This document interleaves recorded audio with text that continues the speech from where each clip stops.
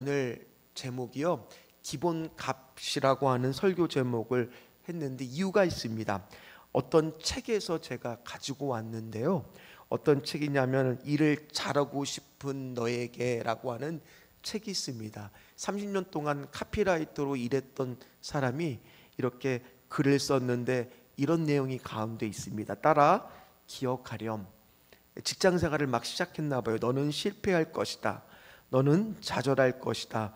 정당한 노력이 무시될 것이며 눈부신 기여는 남의 공로가 될 것이다. 너를 싫어하는 이유를 끝내 알지 못하는 채로 너를 싫어하는 동료들과 일하게 될 것이고, 너로서는 억울한 오해와 억측에 수군거림을 감내해야 할 것이다. 때려치우고 싶은 순간에 직면할 것이며 누구에게 물어도 답을 들을 수 없는 시간이 예고 없이 찾아올 것이다. 그것이 일하는 자의 기본값이다 라는 내용의 글이 이 책 안에 있습니다. 일하다 보면은 일할 때뿐이겠습니까? 신앙생활 하다가도, 가정에서 또 생활을 하다가도 가끔은 어떤 생각이 들어요? 다 때려치고 싶다, 이런 마음이 문득문득 들 때가 있으시죠? 아멘까지 하실 건 없지만 감사합니다. 저만 또 이상한 사람 만들지 안 해주셔서 감사하고요. 그런데 이 책에는 반전이 하나 있어요. 뭐냐? 그럼에도 불구하고의 기본값은 뭐냐 하면 감사하라는 거예요. 감사하라. 삶을 돌아보았을 때 직장 생활이 아무리 힘들어도 뭐를 놓치면 실패한 거냐면, 아무리 때려치우고 싶고 주변에서 수군거리고 나를 힘들게 하여도 감사를 놓치지 말라는 내용이 나와 있습니다. 이처럼 우리도 살다 보면 나름대로의 기본값들을 다 아마 가지고 있으실 거예요. 저도 설교를 쓸 때 항상 처음에는요, 제 자리가 책들이 막 이렇게 쌓여 있어요. 그리고 막 온갖 지저분합니다. 그런데 건들지 않아요. 일단은 설교를 써야 돼요. 그래서 설교를 딱 쓰고 나면 이제 자리를 일어나서 정리를 하고, 치울 거는 치우고 버릴 거는 버립니다. 그리고 새로운 마음으로 끝나는 게 아니라 또 다른 설교를 또 앉아서 써야 됩니다. 이것이 저의 설교에서의 기본값이에요. 아마 여기 계신 분들도 때때로는 머리가 너무 복잡하고 힘들 때는 빨래를 한다든지 청소를 한다든지 아마 그런 것들의 나름대로의 삶의 기본값들이 다 있으실 겁니다. 이 이스라엘 백성들도 마찬가지예요. 지난 시간에 너무너무 복잡한 이야기를 들었습니다. 어떤 말씀을 들었느냐? 가나안 땅에 갈 수가 없다는 거예요. 광야로 돌아가라는 겁니다. 그런 말씀을 들었을 때 그들은 내가 여기까지 힘들게 2년 동안 왔는데 그 말씀에 순종이 쉽게 되지 않았어요. 그러나 그게 왜 그런 결과가 나온 거예요? 가데스 바네아에서 12정탐꾼을 보내고 나서 그들이 들었던 보고가 부정적인 보고, 메뚜기의 영성을 가지고 그렇게 우리는 할 수 없다라는 그런 마음을 먹었기에 벌어진 일인데도 불구하고 그들은 그렇게 받아들이지 못하고 우리가 봤던 14장의 마지막 비극적인 말씀으로 끝이 나더라는 겁니다.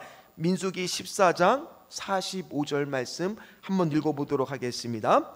아말렉인과 산간지대에 거주하는 가나안인이 내려와 그들을 무찌르고 호르마까지 이르렀더라.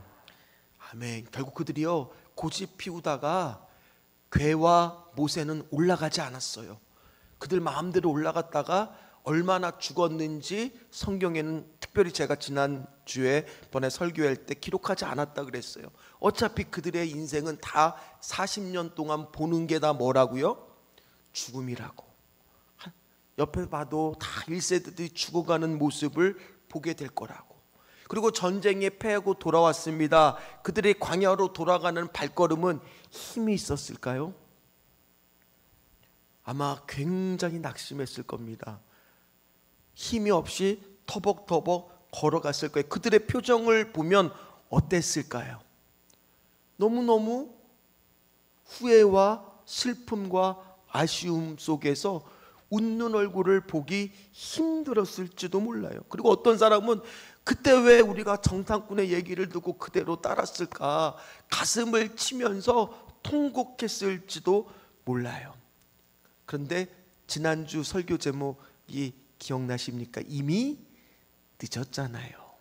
이미 늦어버렸던 겁니다. 그래서 그들의 가슴 속은 점점 소망의 빛이 옅어지는 게, 뒤돌아보면 뭐가 보여요? 이제 가나안 땅이 얼마 남지 않았는데, 그러다가 점점 그 가나안 땅으로 멀어지는 자신의 모습을 보면서 아마 두려움들은 커졌을 거예요. 이대로 광야로 가면 우리는 다 끝나는 인생 아닌가, 몰살 당하는 거 아닌가, 다시 저 척박한 광야로 돌아가라는 게 도대체 어떻게 되는 일이란 말이냐. 말이 쉽죠. 40년이라는 시간을 여러분 한번 기다린다라고 한번 생각해 보세요. 40년. 그들이 해야 할 일은 40년에 한 걸음 한 걸음씩 미소숙한 그때의 자신의 모습을 보면서 다시 회복시켜야 되는데, 그들이 받은 상처가 너무 큰 거예요. 그러니까 이스라엘 백성에게 지금 가장 힘든 것은 뭘까? 그동안은 그래도 하나님이 구름기둥과 불기둥으로 인도하시고 때에 따라서 메추라기로 먹여주시고 만나로 먹여주셨지만, 과연 저 40년 광야 생활 동안 하나님이 나를 버리시는 거 아닐까? 그런 두려움들이 아마 언습해 왔을 겁니다. 그리고 나서 이제 영원히 버림받을 것 같은 그들의 인생 가운데 이제 앞으로 보게 될 15장의 말씀은 뭔가 희망이 있는 말씀이 나와야 되는 거예요. 뭔가 인생의 변곡점, 터닝 포인트가 될 만한 중요한 말씀이 우리에게 주어져야 그들도 살아갈 희망을 얻게 될 거 아니겠습니까? 그래서 이 15장 말씀이 주어졌을 때 그들의 마음 안에는 과연 하나님이 우리를 어떻게 해야 할까? 40년 동안 우리를 어떻게 하실까? 거기에 대한 기대하는 마음으로 이 말씀을 우리도 오늘 봐야 되는데, 굉장히 말씀을 준비하면서 당황스럽더라고요. 혹시 민수기 15장 말씀을 한번 쓱 보십시오. 야, 이 민수기 말씀 맞나? 아니, 딱 보니까 어느 거에 나올 듯한 말씀이 많이 나와요. 이거 레위기 아닌가? 왜 그렇습니까? 보시면 아시지만 다 어떤 내용이에요? 제사예요, 제사. 5대 제사가 나옵니다.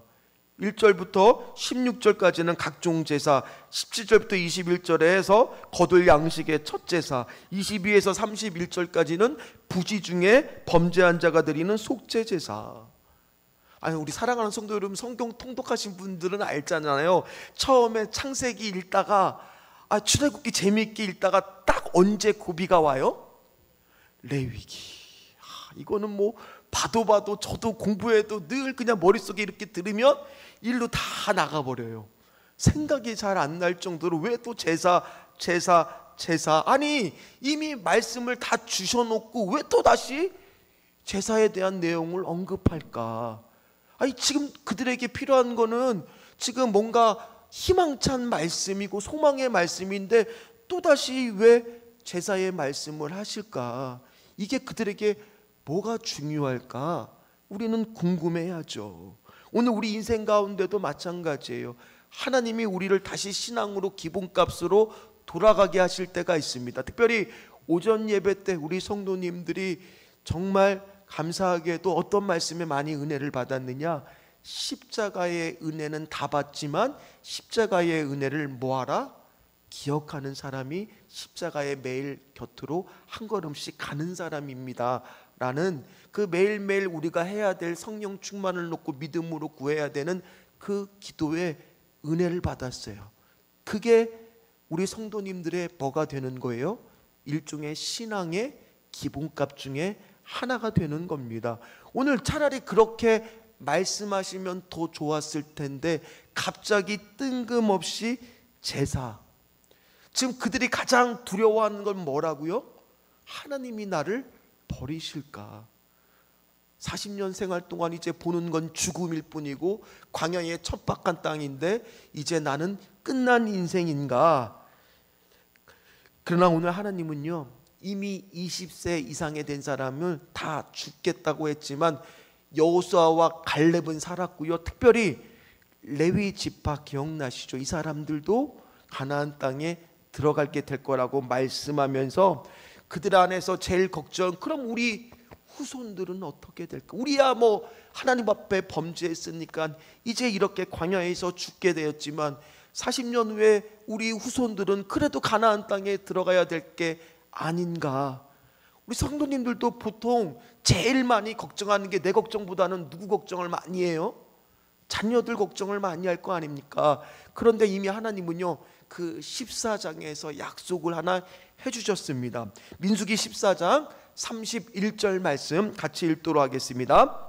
너희가 사로잡히겠다고 말하던 너희의 유대인들은 내가 인도하여 드리니 그들은 너희가 싫어하던 땅을 보려니와. 믿음이 흔들리고 있을 때는요 아무리 하나님의 약속의 말씀이 주어져도 잘 기억이 나지 않아요.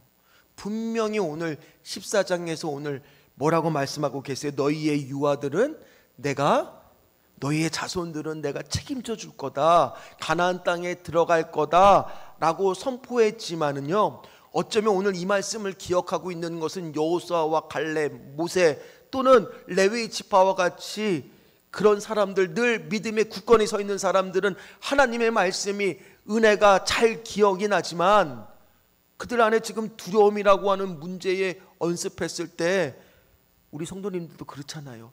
바쁘고 뭔가에 함몰되다 보면은 쉽게 잊어버리잖아요. 제가 전에 우스갯소리로 정말 전화하면서 여보 내 핸드폰 봤냐고 그렇게 말할 때가 있는 것처럼 오늘 그들은 어쩌면 말씀을 잃어버렸을지도 몰라요. 그런데 오늘 민수기 말씀의 15장 말씀을 읽어보면 하나님이 어떻게 그들에게 말씀하시는지를 한번 보십시오. 2절하고 3절 말씀입니다. 같이 읽겠습니다. 이스라엘 자손에게 말하여 그들에게 이르라. 너희는 내가 주어 살게 할 땅에 들어가서 여호와께 화제나 번제나 서원을 갚는 제사나 낙헌제나 정한 절기제에 소나 양을 여호와께 향기롭게 드릴 때에. 그들이 이 말씀을 들었을 때 귀가 번쩍였을 거예요. 왜요? 분명히 제사 얘기를 하나님이 말씀하고 계시지만 그 안에 어떤 말씀이 있어요? 너희는 내가 주어 살게 할 땅에 들어가서. 이 말씀을 딱 들었을 때 그 사람들의 마음은 어떤 마음이었을까요? 야, 이게 복음 중에 그 사람들에게는 복음이었던 거예요. 하나님이 우리를 광야로만 내보내는 게 아니라 반드시 다시 그 약속한 땅으로 들어가게 하실 거다. 그 말씀이 들렸을 거예요. 반드시 40년이 지나고 나서는 약속의 땅으로 가게 할 거라는 이 말씀을 듣는 순간 귀가 번쩍, 눈이 번쩍였을 거예요. 우리 성도님들도 내 상황에 맞춰서 살아가고 있을 때 갑자기 오늘 강단에서 쏟아지는 말씀이 내 말씀처럼 들렸을 때 어떠세요? 갑자기 나도 모르게 그 말씀 하나가 꽉 박히게 되지 않습니까? 오늘 그런 은혜를 받았던 거예요. 즉, 이 제사로 오늘 드리라고 하는 말씀은 쉽게 이야기해서 오늘 이스라엘 백성들에게 다시 기본으로 돌아가라는 거예요. 다시 기본값으로 너희들이 취하고 돌아가라는 거예요. 하나님께 드릴 예배부터 회복하라고 지금 말씀해 주고 있다라는 거예요. 왜 그러느냐? 예배도 그렇지만 그 당시에 이스라엘의 제사가 어떤 거예요? 바로 누구하고의 만남이에요? 하나님의 백성이 하나님과 만나는 시간이 바로 무슨 시간입니까? 예배의 시간, 제사의 시간이 됐던 겁니다. 그들이 두려웠던 게 하나님이 우리를 버릴 거라는 건데 오늘 뜬금없이 레위기에서 나올 것 같은 이 말씀을 통해서 하나님이 말씀하시는 것은 다시 너희를 만나 주겠다라고 하는 그 말씀을 지금 이 5대 제사를 통해서 계속 회복의 말씀으로 하고 계신다라는 거예요. 그러니까 뭐부터 다시 가르쳐 주는 거, 이거 안 가르쳐 준 거 아닙니다. 그러나 그들이 알고 있지만 다시 기초부터, 기본값부터 말씀하시는데 그게 바로 뭐냐? 예배다. 예배의 기본값부터 가장 중요하다고 말하고 있어요. 그러면서 오늘 여러분들이 집에 가셔서 꼭 한번 읽어보세요. 민수기 15장을. 그러면 가장 많이 나오는 단어가 있습니다. 이것이 우리의 예배와도 연결이 되어 있어요. 어떤 말이 제일 많이 나올까요? 제사, 그렇죠. 제사 드린다라는 말이 답을 얘기하면 안 되는데 드린다라는 말이 제일 많이 나와요. 드린다. 예배는 드리는 거예요. 우리의 마음을 드리는 거예요. 우리의 물질을 드리는 거예요. 그냥 오는 것이 아니에요. 뭔가 드릴 준비를 하고 오는 것, 우리의 마음을 쏟고 우리의 물질을 쏟고 우리의 시간을 쏟는다라는 것이 바로 뭐냐? 예배를 드린다라는 표현이 제일 많이 나옵니다. 한번 보십시오. 3절, 4절, 7절부터 10절까지 14절, 19절, 20절, 21절, 24절, 25절, 27절 이렇게 빨리 말하는 건요, 집에 가서 읽어보시면 안다는 거예요. 드린다라는 표현이 제일 많이 나옵니다. 찬양도 뭐예요? 내가 좋아하는 찬양만 부를 거야. 나는 찬송가만 좋아하니까 입을, 이게 아니라 찬양도 뭐 하는 시간이에요? 드리는 시간이에요. 우리를 위한 시간 아니에요. 마찬가지로 기도할 때도 기도도 어떻게 되는 거예요? 드리는 시간이에요. 드리는 시간. 예배는 어떤 시간이냐? 드리는 시간이에요. 두 번째, 어떤 단어가 그 다음에 많이 나오느냐? 드린다라는 표현 앞에 어떤 말이 많이 나오느냐? 향기롭게요. 향기롭게. 자, 그럼 이 향기롭게를 요즘의 표현으로 바꾸면 누구를 기쁘시게 하는 게 예배예요? 하나님을 기쁘시게 하는 게 예배예요. 어떤 분들은 생각합니다. 오늘 예배가 너무 좋았다. 예배가 너무 은혜로웠다. 물론 우리가 그 표현 안에 틀린 표현은 아니지만 엄밀하게 얘기하면 예배가 좋고 나쁨은 누가 말할 수 있는 거예요? 누가 기뻐하는 게 좋은 예배예요? 하나님이 기뻐 받으시는 예배가 좋은 예배라는 거예요. 그리고 세 번째, 어떤 단어가 많이 들어있느냐? 준비하라예요. 준비하라. 5절, 6절, 12절에 예비하라는 표현이 준비하라는 거예요. 우리 믿음의 선배님은 저도 봤어요. 저희 어머니가 꼭 은행에 가서 신권을 월급날 되면 바꿔 오세요. 한 달치의 헌금을 바꿔서 1,000원짜리 주일 헌금을 다 성경책마다, 여러분들도 구겨질까봐 성경책에 꽂아 놓으세요. 기억나시죠? 또 구긴 돈은 심지어 다리미질로 다리고요. 옷을 저도 사줬지만은 항상 새 옷은 언제 입었느냐? 주일날 제일 먼저 입었어요. 그만큼 뭐 했냐? 주일을 준비했어요. 주일날은 일찍 잤어요. 왜요? 다음날 피곤하면 안 되잖아요. 하루 종일 섬겨야 되잖아요. 그만큼 우리의 믿음의 선배들은, 아마 여기 계신 분들 중에서 믿음의 분들은 그렇게 신앙생활 하셨을 거예요. 예배는 뭐라고요? 드리는 시간이에요. 예배는 또 어떤 시간이에요? 향기롭게 드려야 돼요. 그냥 향기롭게 드리는 게 아니라 준비해서 향기롭게 드리는 시간. 오늘 그것이 예배의 기본값임을 오늘 다시 한번 이스라엘 백성들에게 하나님은 말씀하고 계신다라는 거예요. 우리가 다 알고 있어요. 모르는 분들 여기 누가 있겠습니까? 그런데 하나님이 그들은 그것들을 또 잊어버릴까 봐 친절하게 알려주고 있다는 것은요, 오늘 다른 말로 바꾸면 하나님이 그들을 포기하지 않으셨다는 거예요. 버리지 않으셨다라는 거예요. 그들은 자신이 버림받은 것 같은 인생이라고 생각했지만 우리도 그렇잖아요. 왜 선생님이 다시 알려주려고 하고 왜 부모가 자녀를 다시 알려주려고 합니까? 포기할 수 없으니까요. 그 자녀를 내가 포기할 수 없으니까요. 우리가 오전에 열심히 영적 기도문을 하고 제가 부목사님한테 오늘 지나면 홈페이지에 좀 올려주세요라고 지금 좀 전에 제가 카톡을 보내놨어요. 올라오기 전에.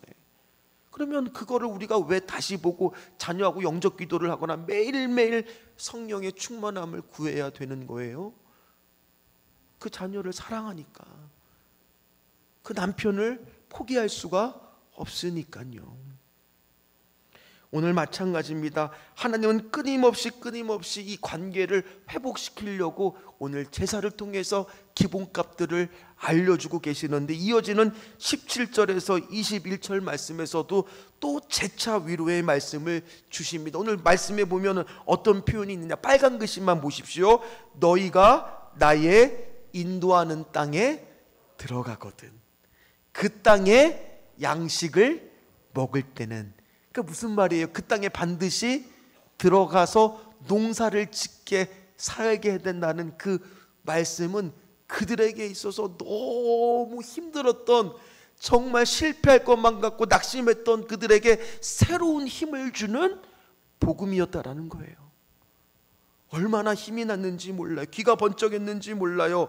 주님의 약속은 우리가 보기에 40년이 더디어가는 것 같아요. 그러나 주님의 약속은요, 더디어가는 게 아닙니다. 가장 신속하게 하나님의 때에 맞춰서 일하시고 행하시는 분이 하나님이라는 사실을 믿으시기를 주의 이름으로 축원합니다.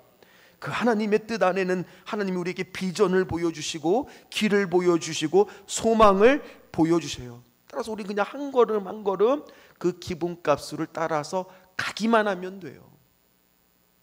사랑하는 성도 여러분, 제가 오늘은 병원 얘기를 좀 오전에도 했는데 또 하나 하겠습니다.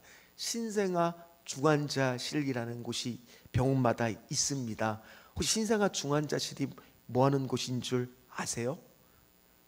아이가 아픈데 그냥 아픈 게 아니라 보통 거기에는요, 일찍 태어난 아이들이 어디에 있느냐? 인큐베이터에 있습니다. 2013년도에 그 당시에는 가장 빨리 태어난 은혜라고 하는 아이가 있었습니다. 이 아이는 겨우 5개월 만에 세상에 나온 거예요. 5개월 만에, 21주 5일 만에. 태어났을 때 체중이 499g. 뉴스에도 나왔습니다. 그럼 이 아이는 대부분 옛날 같으면 다 어떻게 돼요? 그대로 살지 못하고 심지어 쌍둥이로 태어났는데 한 아이는 먼저 세상을 떠납니다.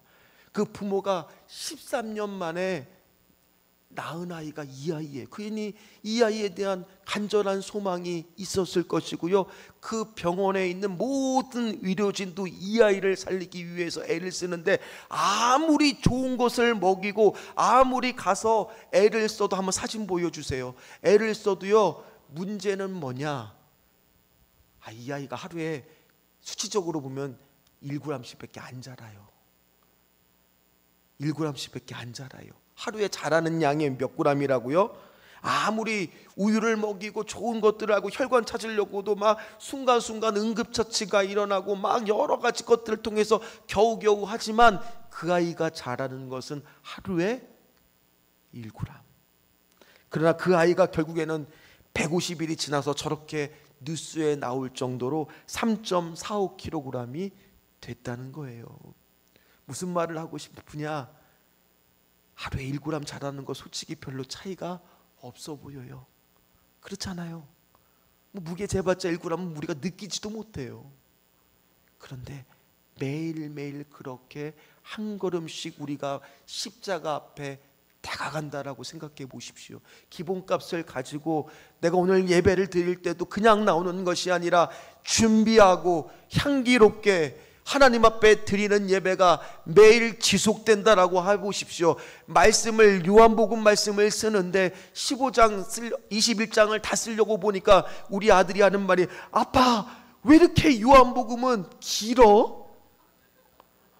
어떤 게 60 몇 절, 무슨 70 몇 절도 뭐 이렇게 길다고. 그런데 한 절 한 절 쓰다 보면 어느새 가게 되는 것처럼 우리가 기본값을 잃지 않고 매일 한 걸음씩 가다 보면은 하나님이 그날이 오게 해주신다라는 거예요. 지금 그래서 이 15절의 말씀은요, 그냥 하나님이 의미 없이 주는 게 아니라 그들로 하여금 다시 기본값으로 돌아가서 지금 너희들은 미숙하다, 신령한 젖이 필요하다, 매일 1g씩 자랄지라도 그것을 자라는 것을 포기하지 말고 다시 40년 동안 너희의 신앙을 성숙해 가지고 가서 그 자리로, 가나안 땅으로 가라는 하나님의 귀한 복음의 말씀이었다라는 거예요. 그러다가 또 오늘 어떤 말씀이 있느냐? 그럼에도 불구하고 이스라엘 백성들이 또 불평 안 할까요? 우리도 신앙생활을 하다 보면 또 죄 안 질까요? 또 지고 또 넘어지고 또 반항하고 또 말도 안 듣고. 그런데 오늘 이 말씀이 왜 은혜롭냐? 제사 중에도요, 어떤 제사가 또 있느냐? 뒤에 보면은 속죄제를 또 다루십니다. 속건제를 또 다루십니다.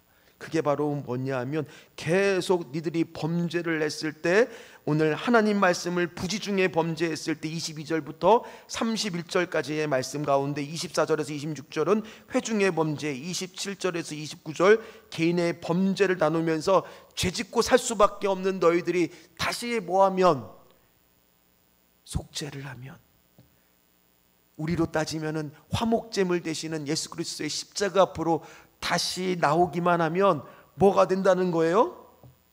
우리를 향한 하나님의 말씀은 회복의 말씀, 용서의 말씀, 은혜의 말씀으로 주어지고 있다라는 거예요. 22절에서 23절 말씀 같이 읽도록 하겠습니다. 너희가 그를 범죄하여 여호와가 모세에게 말씀하신 이 모든 명령을 지키지 못하되 곧 여호와께서 모세를 통하여 너희에게 명령한 모든 것을 여호와께서 명령한 날 이후부터 너희 대대에 지키지 못하여. 이게 그들의 한계지만 그걸로 끝내지 않으시겠다라는 거예요. 매일 1g씩이지만 내가 너희들을 키우겠다. 결코 완전하지 않는 너희의 인생이지만 내가 긍휼하심으로 너희를 돌보겠다. 그 말씀이 바로 오늘 15장에 들어있는 귀한 생명의 말씀이라는 거예요. 그래서 우리가 오전에도요, 화살표 기억나시죠? 그림. 아무리 우리가 노력한다고 거룩하신 하나님한테 갈 수가 없어요. 오직 길은 하나예요. 예수 그리스도. 오직 그 길 하나밖에 없습니다. 그러니 오늘 그 상처가 있는 이스라엘 백성에게는 오늘 이 15장의 제사의 말씀은 가장 귀한 말씀이 그들한테 되었다라는 겁니다. 그들의 죄를 용서할 수 있는 길을 열어주셨다는 거예요. 내가 하나님 앞에서 이렇게 범죄하였고 불평하고 원망했는데 그걸로 끝나는 인생이 아니라 나는 광야에서 그냥 의미 없는 상태로 죽는 목숨이 아니라 오늘 하나님과의 속죄제로 통해서 끊어진 관계가 회복될 거라고 약속해 주시는 말씀이었다는 거예요. 그럼 얼마나 그들이 이 말씀을 들었을 때 너무너무 은혜를 받지 않았을까. 오늘 우리도 마찬가지예요. 예수 그리스도의 십자가 구속의 은혜는 열려 있습니다. 모든 죄를 맑게 씻기는 하나님의 은혜를 오늘도 우리는 경험하게 될 줄 믿습니다. 눈보다 더 이게 맑히는 것 보혈의 능력 주의 보혈 부정한 모든 것 맑히시니 참 놀라운 능력이로다. 주의 보혈 능력이 또다. 주의 피 믿으오. 주의 보혈 그 어린 양의 매우 귀중한 피로다. 그러나 중요한 거, 하나님이 아무리 기본값을 알려주고 다시 용서할 거라고 말씀해 줘도 그 말씀을 따르지 않는 사람들이 있었습니다. 30절에서 31절 말씀 읽지는 않을 겁니다. 그 사람들은 하나님 말씀을 믿지 않고 끝까지 여호와를 회방하는 사람들은 용서받지 못할 거다. 그들이 구속의 은혜를 거부했다라고 말하고 있습니다. 자, 그러면 31절 말씀만 한번 읽어보도록 하겠습니다. 같이 읽겠습니다. 그런 사람은 여호와의 말씀을 멸시하고 그의 명령을 파괴하였은즉 그의 죄악이 자기에게로 돌아가서 온전히 끊어지리라. 그러나 이 말씀을 뒤집어 보면, 주님의 앞에 나오면, 십자가 앞에 나오면, 하나님 앞에 나오면, 십자가를 붙든다면 하나님의 기본값은 뭐라는 거예요? 용서라는 거예요. 긍휼이라는 거예요. 자비라는 거예요. 그게 바로 우리 하나님이다. 그래서 우리가 읽었던 마지막 41절 말씀, 우리가 그냥 읽은 것 같은데 그냥 주어진 말씀이 아니에요. 하나님이 우리를 향한 사랑의 고백이에요. 특별히 32절부터 뒤에는요, 어떤 모습이 나오냐, 옷술이라고 하는 게 나옵니다. 마지막은 제사와 상관없어. 그러나 어떻게 생겼냐, 저기 그림을 몇 가지를 제가 준비했어요. 근데 저것도 그냥 만든 게 아니라 의미가 다 있습니다. 바로 뭐냐, 저거를 치자라고 부르는데 이게 히브리어로 숫자를 의미할 때는 600이라고 하는 숫자예요. 그리고 저기엔 5개의 매듭 8개의 신으로 만들어서 지금도 저들이 저렇게 하고 다녀요. 그러면 더해보세요. 600하고 5하고 8하고 더하니까 몇 개예요? 그렇죠. 저녁인데 목사님 시험에 들게 하지 마시옵고. 613개. 그게 바로 뭐냐? 그들의 율법의 숫자예요. 그러니까 그들이 저거를 했을 때 옷을 그냥 단 게 아니라 뭐냐면 말씀을 하는 것을 기억하겠다라는 것을 의식을 하고, 유대인들이 지금도 저렇게 하고 다닌다라는 겁니다. 그래서 하나님 말씀에 대한 것들을 저들도 저렇게 잊지 않겠다라고 오늘 하고 다니는데, 그런 것들을 하라고 말하면서 하나님이 마지막에 우리가 읽었던 말씀, 오늘 41절 그 말씀이었던 겁니다. 41절 말씀 다시 읽어보도록 하겠습니다.